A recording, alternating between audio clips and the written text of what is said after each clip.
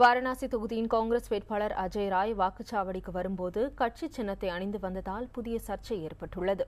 இதனை உறுதி செய்ய வாக்குச்சாவடியில் உள்ள கண்காணிப்பு கேமராவில் பதிவாகியுள்ள வீடியோ காட்சிகளை வழங்கும்படி தேர்தல் ஆணையம் கேட்டுக் கொண்டுள்ளது. இதனிடையே வாரணாசி தொகுதியின் தேர்தல் பார்வையாளரான பிரவீன்குமார் கட்சி சின்னம் கொண்ட பேட்ஜை அணிந்து வந்தது தேர்தல் விதிமுறை மீறல் எனவும் இது தொடர்பான அறிக்கை தேர்தல் ஆணையத்திற்கு அனுப்பப்பட்டுள்ளதாகவும் தெரிவித்தார். உத்தரப்பிரதேசத்தின் வாரணாசி தொகுதியில் போட்டியிடும் அஜய் ராய் ராம்நகர் தொகுதியில் காலையிலேயே வந்து வாக்களித்தார். அப்போது அவரது சட்டையில் கட்சியின் கை சின்னம் கொண்ட பேட்ஜ் அணிந்திருந்தார். இது தேர்தல் விதிமுறைகளை மீறியது என கூறப்பட்ட போதும் வேட்பாளர் என்ற முறையில் கட்சியின் சின்னத்தை வைத்துக் கொள்ள தனக்கு உரிமை இருப்பதாக அவர் விளக்கம் அளித்தார்.